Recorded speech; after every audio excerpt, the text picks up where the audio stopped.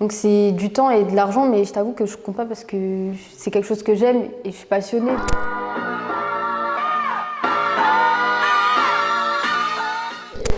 Alors je m'appelle Inès, j'ai 21 ans, je suis styliste, je fais aussi de la direction artistique et j'habite en région parisienne. Quand je suis sortie du lycée, j'ai voulu faire une prépa pour rentrer à Sciences Po, me spécialiser en relations internationales, etc.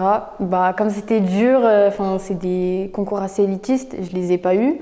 J'ai continué à la fac dans un diplôme en arabe.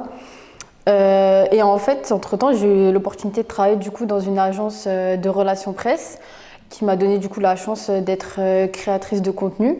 Et du coup, j'ai rencontré énormément de créateurs, de stylistes, d'artistes.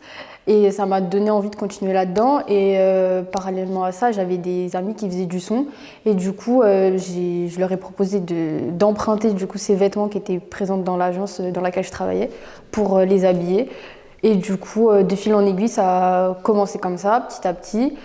Et après, au niveau du parcours scolaire, du coup, je me suis totalement réorientée en communication digitale et audiovisuelle, du coup, ce qui me permet de promouvoir mon activité sur les réseaux sociaux.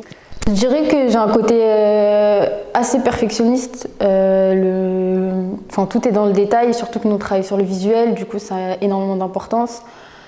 Ensuite, je dirais que je suis persévérante sans me jeter des fleurs. Et sinon aussi, il y a une sorte un peu de fierté parce que j'ai pas fait un parcours traditionnel dans le sens où j'ai pas fait d'école de mode, j'ai pas fait de formation spécifique, je suis vraiment autodidacte et du coup ça fait partie en tout cas de mon histoire et d'une certaine fierté. Mes premières connexions, du coup, comme je l'ai dit, c'était avec mes potes qui faisaient du son. Mais au-delà de ça, on n'a pas fait que le stylisme, je les ai vraiment accompagnés du coup. Et en fait, ça s'est fait vraiment naturellement parce que quand tu as des amis et que tu tiens à eux, tu as envie qu'ils réussissent, du coup, tu t'impliques. Et ça s'est fait par hasard parce que j'ai eu accès du coup à des showrooms, à des marques.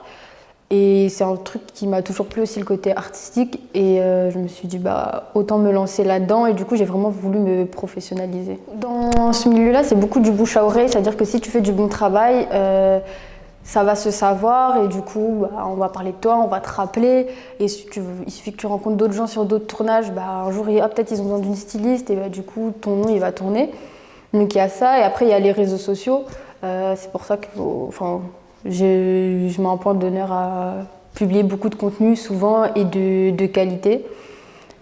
Et non, en soi, j'ai pas de tabou avec ça, avec l'argent, etc. Juste, je saurais pas en fait te quantifier déjà matériellement, donc niveau des sous, je sais absolument pas parce que des fois on est amené à louer, à acheter, à investir dans certaines pièces, à avoir du matériel chez nous. Du coup, je sais pas vraiment, en fait, je compte pas, je t'avoue que je compte pas, même au niveau du temps, c'est pas juste être présent sur le tournage, c'est t'as toute la préparation avant, aller chercher les pièces, les rendre, etc. Plus après, faire ton contenu. Donc c'est du temps et de l'argent, mais je t'avoue que je compte pas parce que c'est quelque chose que j'aime et je suis passionnée. Donc c'est pas comme un métier de bureau où tu fais 8h, 18h, tu sais pourquoi tu es payé, tu sais qu'une fois que tu es sorti du bureau, ça y est, c'est plus là. Non, nous, c'est tout le temps. Du coup, dès que tu as un moment, tu es sur ça. Mais je ne saurais pas dire, mais c'est beaucoup de temps. C'est toute notre vie en vrai, donc c'est énormément de temps et d'argent. Des moments difficiles, je pense comme tout le monde hein, dans ce milieu-là, on ne va pas se mentir, à partir du moment où il y a de l'argent, il y a forcément des gens mal intentionnés, même si ça reste un très beau milieu.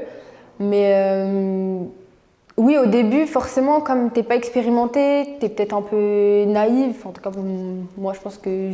Peut-être pas naïve, mais en tout cas très gentil, tu laisses passer beaucoup de choses en pensant que tout le monde est comme toi. Mais il faut savoir aussi se protéger. Donc oui, il m'est déjà arrivé qu'on veuille un peu m'arnaquer sur les prix, sur les prestations, des choses qui devaient être payées qui n'ont pas été faites. Mais je pense que c'est le jeu en soi. C'est-à-dire que ça te forge quelque part, c'est tes débuts. Et voilà, c'est une leçon de la vie, mais en soi, je trouve quand même que j'ai eu de très belles opportunités, très belles expériences. Et aussi, je trouve que, je sais que tu as abordé les points négatifs, mais en soi, je trouve que, en tout cas dans le milieu de la musique, c'est pas comme dans d'autres milieux, on va dire parce que des fois, t'es une femme, du coup, on va régresser. Ici, c'est pas homme ou femme, c'est pas soit tu sais faire, soit tu sais pas faire, soit t'es bon ou pas bon. Et je trouve que c'est un des rares milieux où on fait pas attention à ça.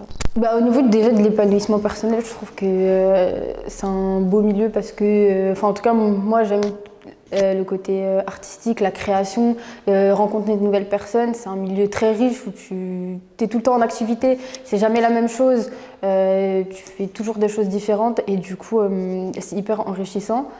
Le point négatif, un peu comme je l'ai dit, c'est que tu n'as pas des horaires de bureau, donc ça veut dire que ça s'arrête jamais. Et du coup, il faut trouver un équilibre entre ton travail et des moments pour toi, parce que des fois, ça peut empiéter et tu peux vite saturer. Mais c'est un équilibre à trouver. Alors, j'ai pas la clé du succès, je te cache pas. Mais pour moi, c'est important d'être persévérant. Je pense que c'est un point essentiel. Parce que c'est pas tous les jours facile, mais il faut avoir une force de caractère. Donc ouais, persévérant, il faut être organisé, parce qu'on peut vite être dépassé. Quand il y a des tournages de dernière minute, il faut savoir rebondir, etc. Donc organisé et sociable. En vrai, on se rend pas compte, mais quand tu vas à des événements, il faut aller parler, il faut savoir se vendre. C'est important de garder contact avec ton réseau. Et du coup, voilà. Si c'est ce que tu veux faire, te pose pas la question et vas-y, en fait, tu as toute la légitimité de le faire. Le million. Non, dans 5 ans, ouais, avoir tout pété, avoir fait les artistes que je veux, ouais, avoir tout pété.